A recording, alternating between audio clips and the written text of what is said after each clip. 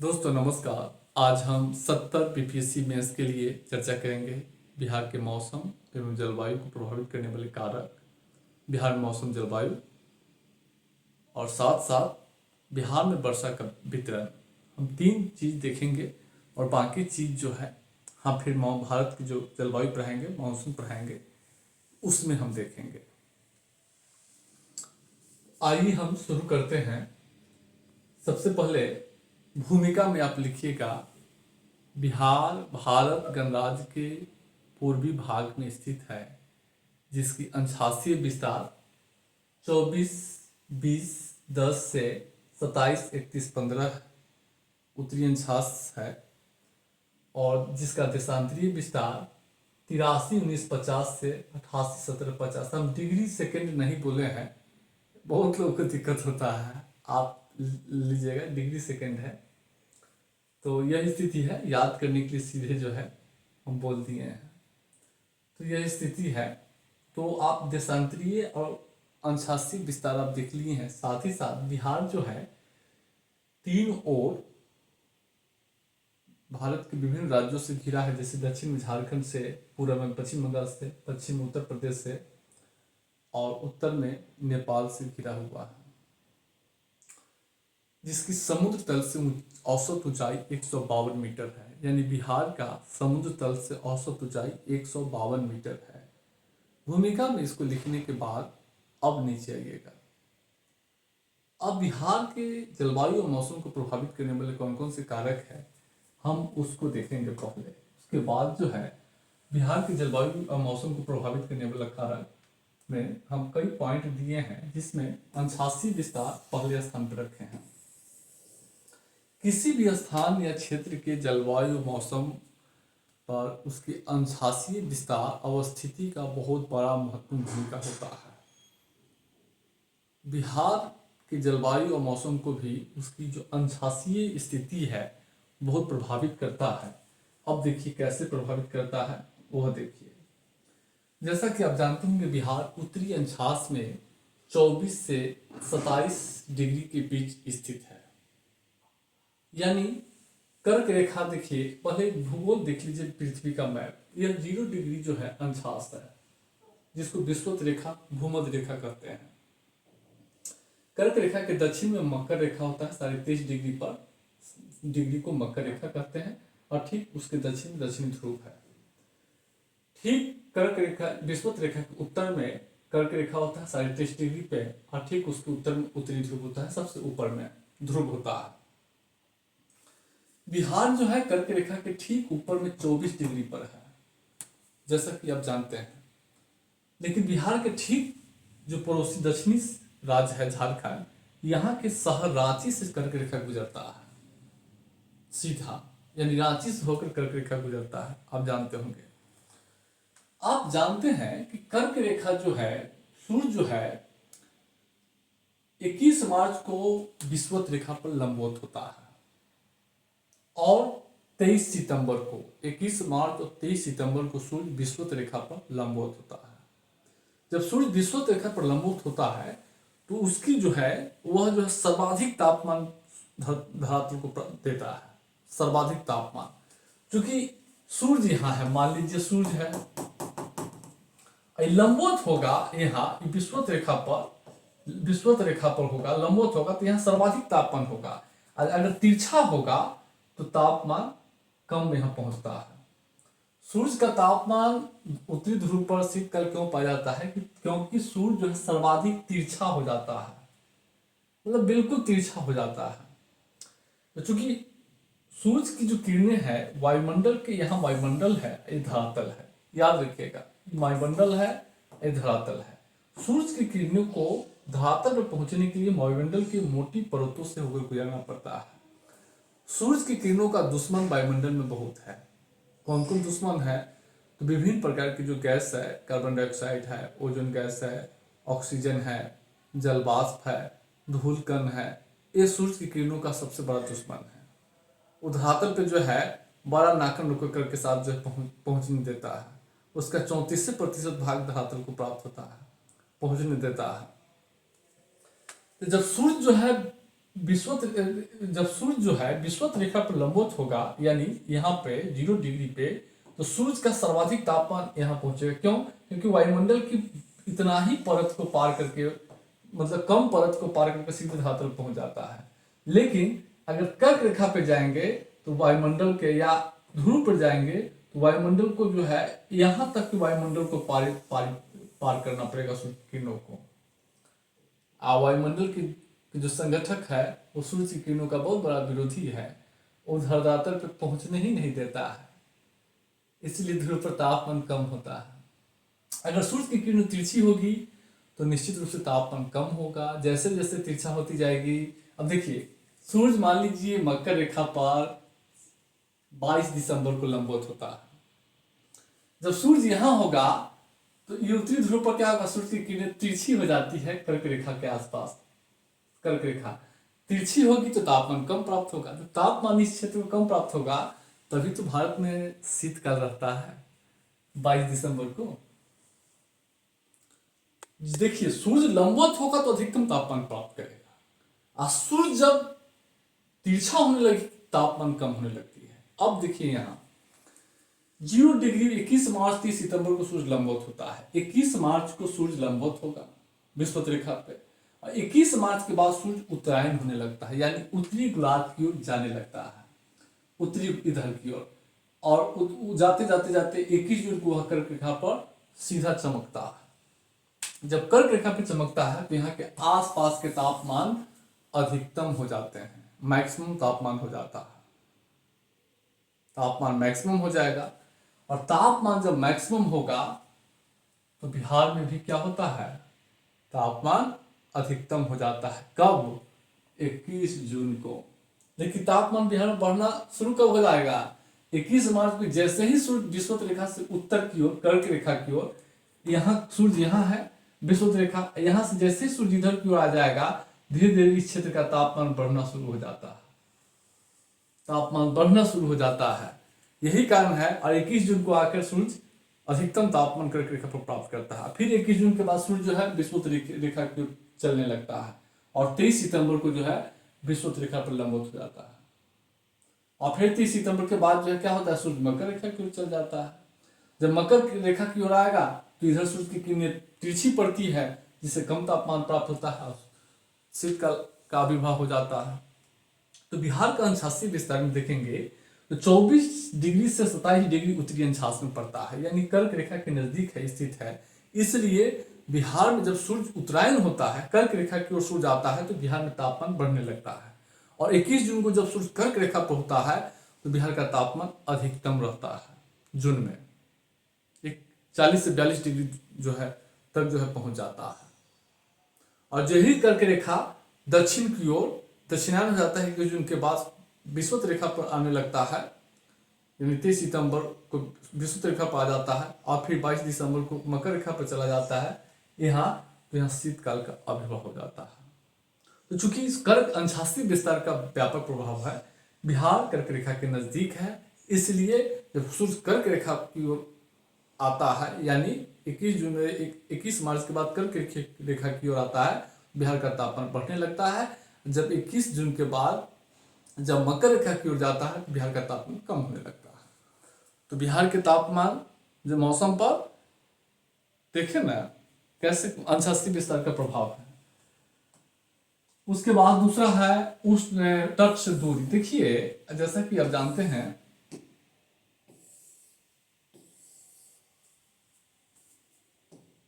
तट से दूरी का भी असर है।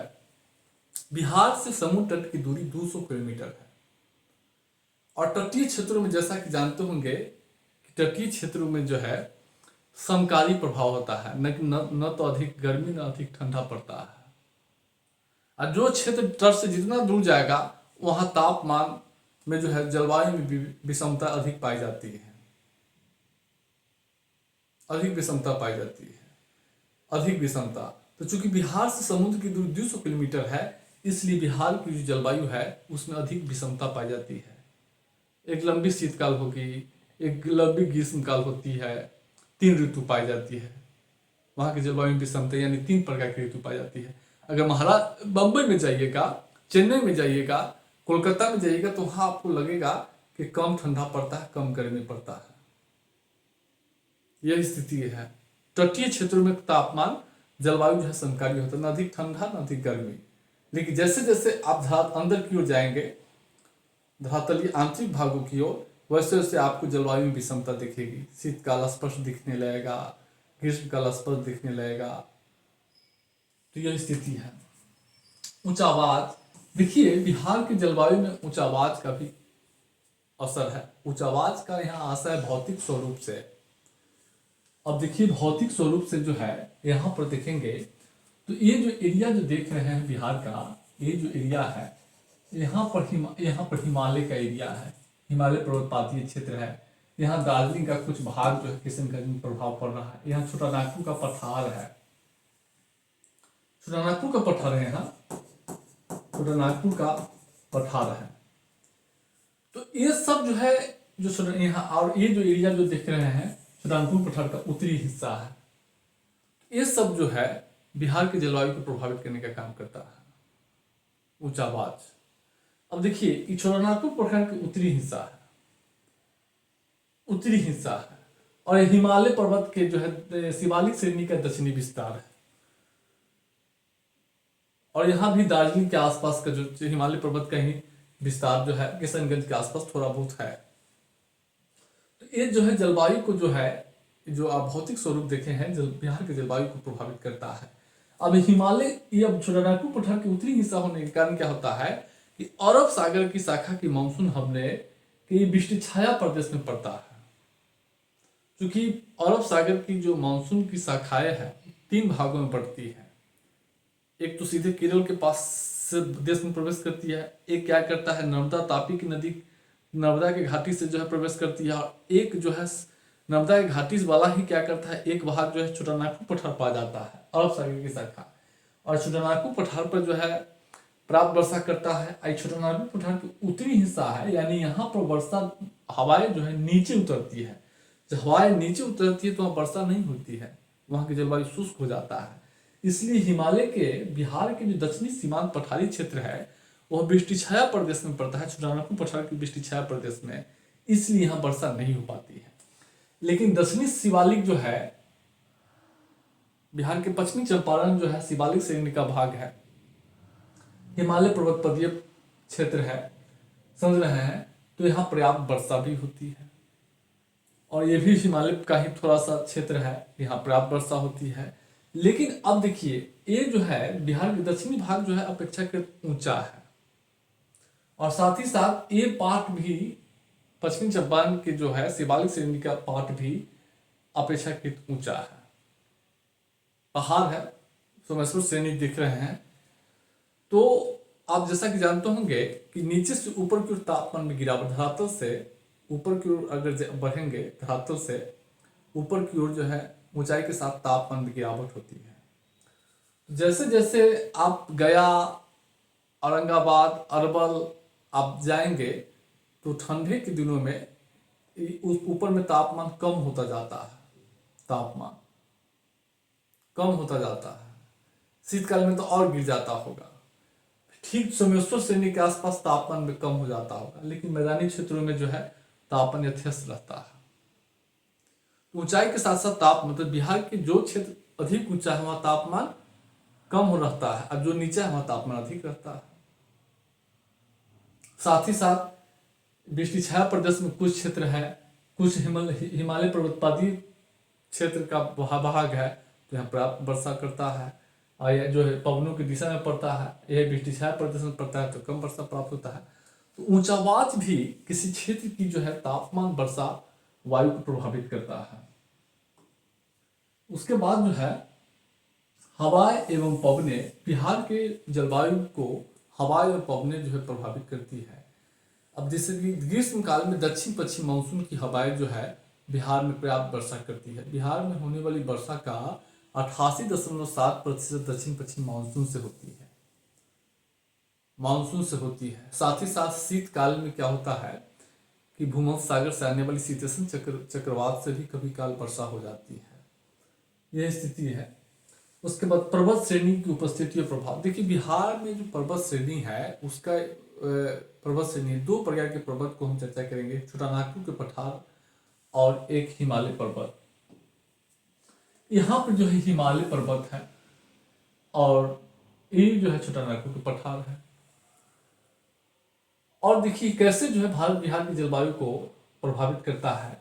मानसून की दक्षिण पश्चिम मानसून की शाखाएं जो है क्या करती है, और वह जो है मेघालय में जो है, मेघालय के मानसून जिलों में वर्षा करके और सीधे जो है वह क्या करता है, दार्जिलिंग होते हुए, पश्चिम बंगाल होते हुए, दार्जिलिंग होते हुए सीधे बिहार की ओर जो है आता है। ये हिमालय पर्वत क्या करता है कि जो पवने हैं, दक्षिण पश्चिम मानसून की जो पवने हैं, हिमालय पर्वत बहुत ऊंचा है, यह रोक कर वो बिहार की ओर धकेलता है, बिहार हिमालय को पार नहीं करने देता है, जिसके कारण यह पवनी क्या करती है कि जब यहाँ से प्रवेश करती है तो पर्याप्त वर्षा करते हुए जो है आगे की ओर बढ़ती है। हिमालय के सहारे सहारे, चूंकि हिमालय उस पवन को रोक रहा है, हिमालय पर्वत ऊंचा है, इसलिए वह पवन को रोककर बिहार में वर्षा कराती है दक्षिण पश्चिम मानसून की और बंगाल की खाड़ी की शाखा से हिमालय पर्वत। और साथ ही साथ हिमालय पर्वत क्या करता है कि मध्य एशिया से आने वाली जो है शुष्क ठंडी हवाओं को रोककर बिहार में जो है शीतकाल में तापमान अधिक नहीं गिरने देता है। जब भी मध्य एशिया की हवा बिहार में जब आ जाती है तो तापमान अचानक गिर जाता है। तो हिमालय पर्वत जो है बिहार की जलवायु को कैसे प्रभावित करता है। एक तो हिमालय पर्वत दक्षिण पश्चिम मानसून की हवाओं को रोककर बिहार में वर्षा कराती है, जो कि इसको पार नहीं करने देती है। और यही कारण है कि जो एरिया है यहाँ पे अधिकतम वर्षा दर्ज किए जाते हैं। जैसे जैसे मैदानी क्षेत्र की ओर जाएंगे वर्षा कम होता जाता है। एक हिमालय पर्वत। दूसरा हिमालय पर्वत शीतकाल में आने वाली भूमध्यसागरीय शीतकालीन हवाओं से बिहार की रक्षा करती है। दो, जिससे बिहार का तापमान शीतकाल में न्यूनतम नहीं हो पाता है। उसके बाद क्या करता है, फिर जो है एक अरब सागर की शाखा है, ये छोटानागपुर के पठार पर जो है सीधे टकरा पहुंचती है और ये पहुंचकर सीधे बिहार के नीचे से होकर जो है बिहार में उतरती है, दक्षिणी बिहार में उतरती है।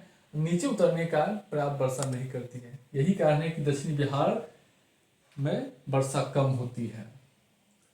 तो बिहार के जलवायु को जो है, दक्षिणी बिहार के जो पार्ट है उसको शुष्क बनाने का काम जो है छोटानागपुर को पठार करता है और बिहार के उत्तरी भाग में अधिक वर्षा कराने का काम हिमालय पर्वत करता है। तो देख लीजिए पर्वत श्रेणी की स्थिति। उसके बाद हम लोग चर्चा करेंगे उष्णकटिबंधीय चक्रवात एवं पश्चिमी विक्षोभ। देखिए उष्णकटिबंधीय चक्रवात और पश्चिमी, चूंकि बिहार समुद्र तट की दूरी जो है 200 किलोमीटर है और उष्णकटिबंधीय चक्रवात जो है बंगाल की खाड़ी और अरब सागर में उत्पन्न होता है, आप सब जानते हैं। और जब भी चूंकि बंगाल की खाड़ी के नजदीक बिहार है, 200 किलोमीटर है, जब भी बंगाल की खाड़ी में चक्रवात आता है, उष्णकटिबंधीय चक्रवात आता है, तो बिहार के मौसम प्रभावित होता है। दिसंबर 2023 में मिचोंग तूफान आया था। मिचोंग तूफान आने से राज्य के दक्षिणी हिस्सों में पर्याप्त बारिश हुई थी तो मौसम अचानक ठंडा हो गया था। तो इसका जो है, तो बिहार के जलवायु को प्रभावित करने वाले यही मुख्य कारक है, इसको आप देख लीजिएगा। अब हम आगे चर्चा करेंगे, बिहार के मौसम को हम देखेंगे। बिहार में 3 प्रकार के मौसम पाए जाते हैं। एक है ग्रीष्म ऋतु का मौसम जो मार्च से मध्य जून तक होता है। एक है वर्षा ऋतु का मौसम जो मध्य जून से अक्टूबर तक होता है। और शीत ऋतु का मौसम जो नवंबर से फरवरी तक होता है। 3 प्रकार के मौसम जो है बिहार में पाए जाते हैं। अब हम देखेंगे ग्रीष्म ऋतु का मौसम। ग्रीष्म ऋतु का मौसम यह मार्च से मिड जून तक पाया जाता है। और इस मौसम की विशेषता को हम देखेंगे, जैसे पढ़ा रहा है वैसे ही लिखना है एग्जाम में। अगर पूछा जाएगा तो ज्यादा इधर उधर पॉइंट, बस तापमान, वायु दाब, वर्षा, इस पर चर्चा करना है। हो गया। फिर आगे तीन 9 पॉइंट हो गया। अब इस तापमान में जो है, इस तापमान में ग्रीष्म ऋतु में तापमान जो है एवरेज 40 से 42 डिग्री तक तापमान दर्ज किए गए हैं। अब देखिए यहाँ पर वायु दाब अति वर्षा ग्रीष्म ऋतु देखेंगे। अब इसको मैप पर हम डायरेक्ट आ जाते हैं। ये जो है जैसा कि जानते होंगे फरवरी से जो है मार्च से जो है जून तक के जो माह है वह बिहार में ग्रीष्म ऋतु का मौसम पाया जाता है। मार्च से जून तक का। तो ग्रीष्म ऋतु का मौसम कैसे पाया जाता है देखिए, 0 डिग्री 21 मार्च को सूर्य जो है विषुवत रेखा पर लंबवत होता है, जान रहे हैं। और 21 मार्च के बाद सूर्य ही जो है उत्तरी गोलार्ध में कर्क रेखा की ओर जब आने लगता है तो तापमान इधर बढ़ने लगता है। क्योंकि बिहार उत्तरी गोलार्ध में 24 से 27 डिग्री अंशांश में स्थित है, यानी जैसे ही सूर्य कर्क रेखा पर लंबवत होता है, कर्क रेखा की ओर जब मार्च से उत्तर की ओर कर्क रेखा की जो आने लगता है तो बिहार सूर्य यहाँ है, इधर आने लगेगा। तो सूर्य जब आने लगता है तो बिहार में तापमान बढ़ने लगता है, यानी मार्च से बिहार में तापमान बढ़ना शुरू हो जाता है। क्यों? क्योंकि सूर्य उत्तरायण होने लगता है। और जून में जब कर्क रेखा पर लंबवत होता है 21 जून को, तो वहां अधिकतम तापमान दर्ज किए जाते हैं बिहार में 40 से 42 डिग्री सेल्सियस। तो देखिएगा तापमान समझ गए। ग्रीष्म ऋतु में क्या होता है, तापमान मार्च से ही बढ़ना शुरू हो जाता है और 21 जून आते आते बिहार में अधिकतम तापमान दर्ज किए जाते हैं।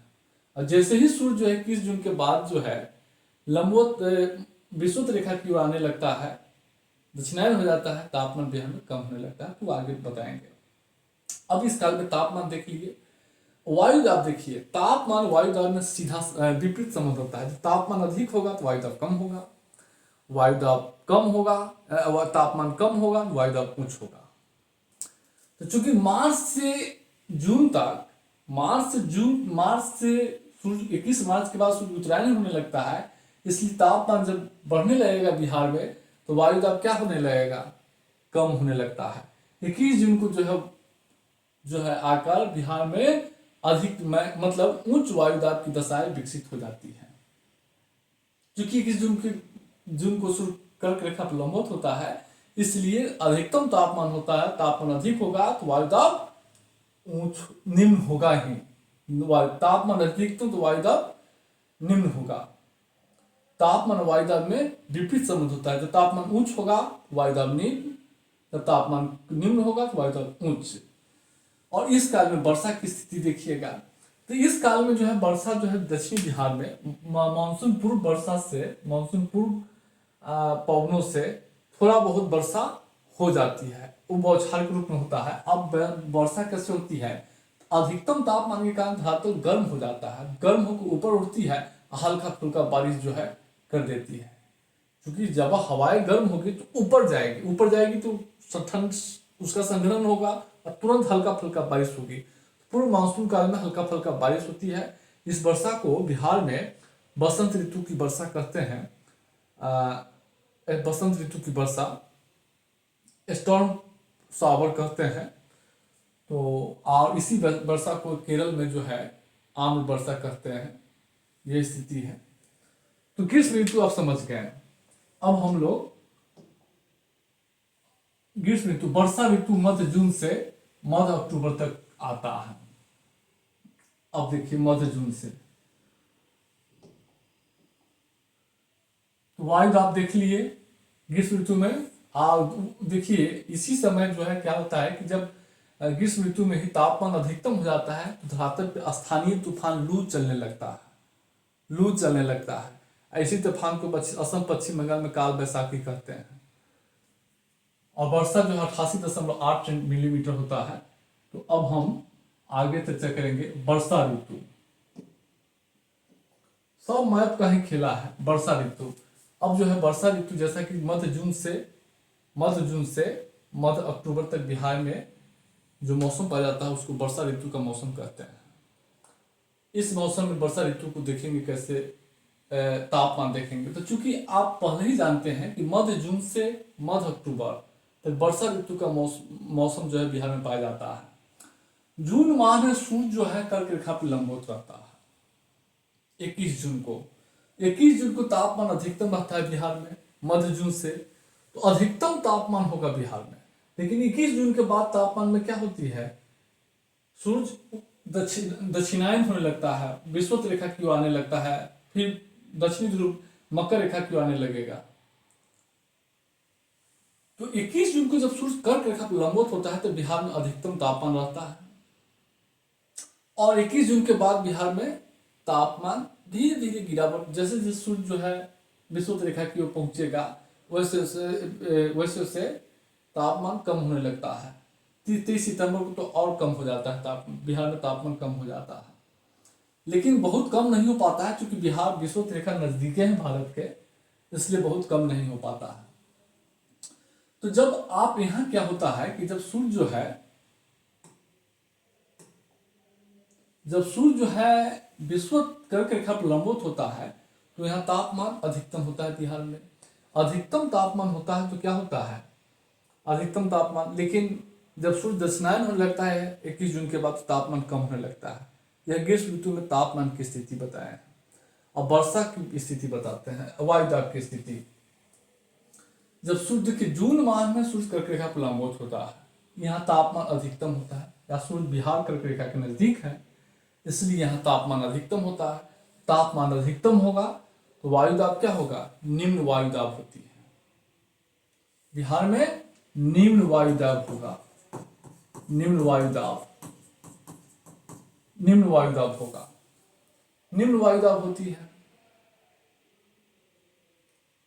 और यह निम्न वायुदाब जो है जब सूर्य दक्षिणायन होने लगेगा 21 जून के बाद तो निम्न वायुदाब क्या होता है, धीरे धीरे बढ़ना शुरू हो जाता है, धीरे धीरे बढ़ना शुरू हो जाता है, क्योंकि तापमान धीरे धीरे क्या होने लगता है, तापमान में गिरावट होने लगेगा, का तापमान कम होने लगता है तो वायुदाब धीरे धीरे बढ़ना ऊंच होने लगता है धीरे धीरे। यह स्थिति है वायुदाब की बताती है। अब जो है हम दक्षिण पश्चिम, अब हम वर्षा की स्थिति बताते हैं।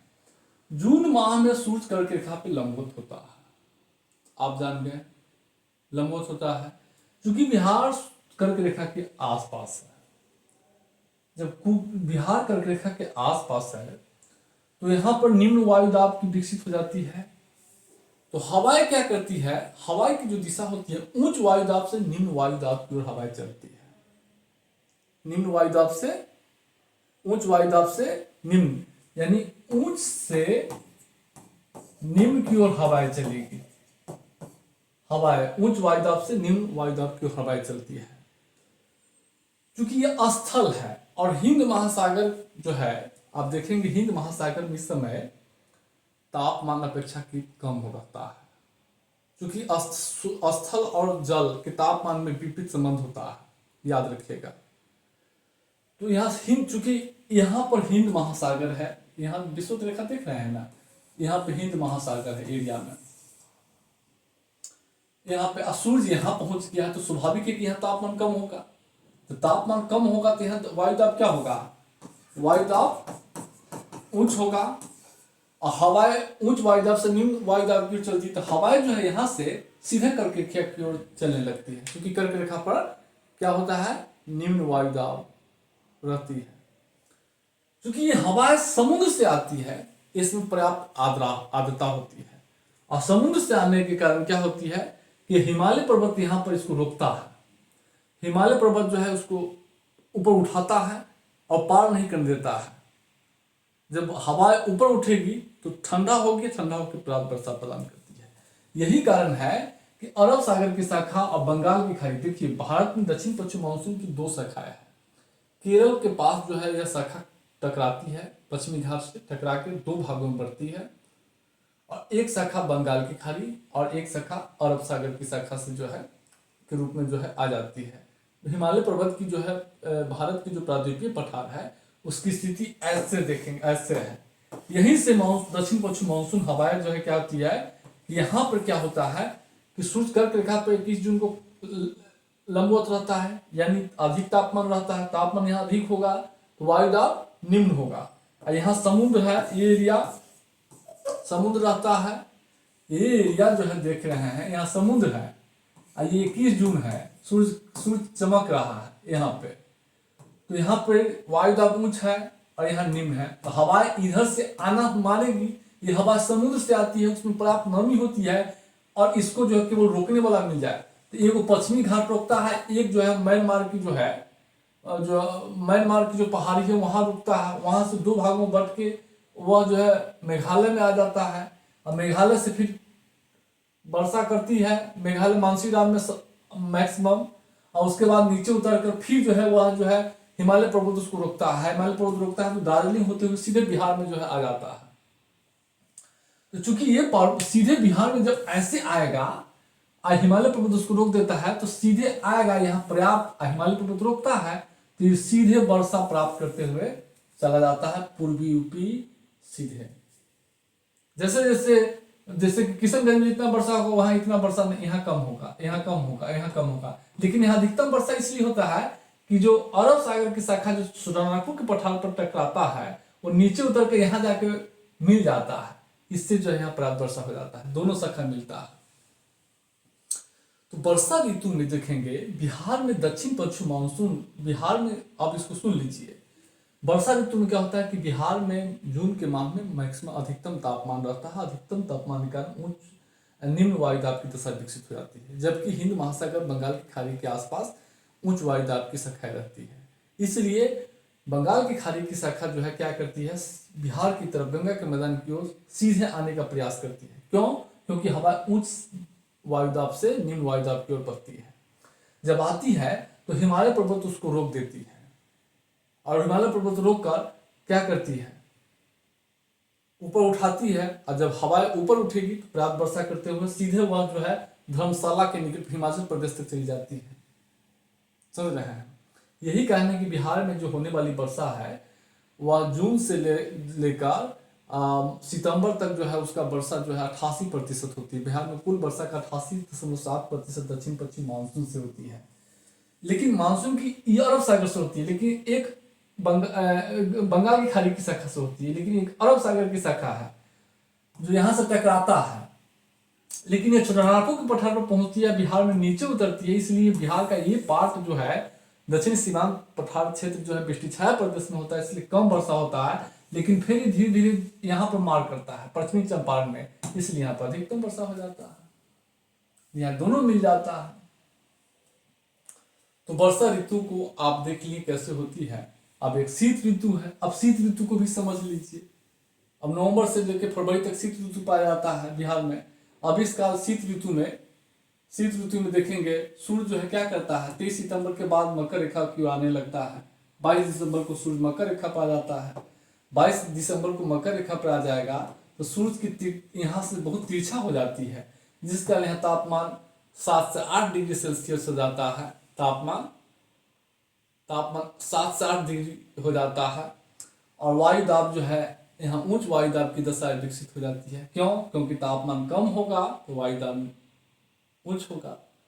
और शीतकाल में जो है वर्षा जो है नहीं के बराबर होती है। कभी कभी वर्षा जो है भूमध्य सागर से जो आने वाली शीतोष्ण चक्रवात है उससे कभी कभी जो है शीतोष्ण चक्रवात शीतकाल में आती है, भूमध्य सागरीय शीतोष्ण चक्रवात, उससे कभी काल बिहार में वर्षा हो जाती है शीतकाल में। कभी कभी बंगाल की खाड़ी की शाखा, बंगाल की खाड़ी से जो है चक्रवात होता है उससे हो जाती है। तो शीतकाल के मौसम को आप समझ लिए हैं तीनों। अब बिहार में वर्षा के वितरण को देखेंगे तो बिहार में वर्षा के 3 पेटी है। एक अधिकतम वर्षा का पेटी है जहाँ 200 सेंटीमीटर से अधिक वर्षा होती है। एक जो है 100 से 160 सेंटीमीटर के बीच की पेटी है, और एक जो है 100 से 70 सेंटीमीटर की 70 से 100 सेंटीमीटर की पेटी है। तो 200 सेंटीमीटर से अधिक वर्षा की पेटी जो है ये किशनगंज की जो एरिया देख रहे हैं, अररिया, पूर्णिया, थोड़ा सा पश्चिमी चंपारण, ये होती है। यहाँ पे अधिकतम वर्षा का पेटी वर्षा होती है। और बाकी जो ये एरिया जो देख रहे हैं मैक्सिमम, ये जो है एरिया मध्यम वर्षा का पेटी है। यहाँ 100 से 160 सेंटीमीटर वर्षा होती है। और दक्षिणी सीमांत पठारी क्षेत्र है जिसमें कैमूर हो गया, गया हो गया, अरवल हो गया, जहानाबाद हो गया, थोड़ा बांका हो गया, ये सब सूर्यास्त पठार की वृष्टि छाया प्रदेश में पड़ता है, इसलिए यहाँ वर्षा कम होती है, 70 से 100 सेंटीमीटर होती है। तो 3 वर्षा की पेटी है, हम आपको बता दिए। इसी को आपको याद करना, सब पीडीएफ में लिखा हुआ है। इसमें केवल मैप ही देखना बहुत जरूरी है जैसे कि मैप जब तक नहीं देखेंगे, यहाँ देखिए मध्यम वर्षा का पेटी, मैक्सिमम वर्षा का पेटी ये एरिया है, और ये जो बीच का एरिया है मध्यम वर्षा का पेटी है, और न्यून वर्षा का एरिया जो है अरवल, गया, जहानाबाद, बक्सर, ये सब जो है न्यून वर्षा का, क्योंकि ये बीटी छाया प्रदेश में पड़ता है इसलिए कम वर्षा। बंगाल की खाड़ी की शाखा से यहाँ वर्षा नहीं हो पाती है कि जो हिमालय के पर्वत के सहारे सीधे पूर्वी उत्तर प्रदेश की ओर जाती है, लेकिन इसलिए, और बीच में देखेंगे पटना के आसपास ही वर्षा कम होती है। तो बिहार की मौसम जलवायु है। अब हम आगे पढ़ाएंगे एक टॉपिक, क्योंकि इसको छोटा छोटा भाग में बांटे हैं। बिहार के भारत के मौसम जलवायु पढ़ाएंगे, उसके बाद फिर हम इसमें देखेंगे, अभी 2 दिन समय लगेगा।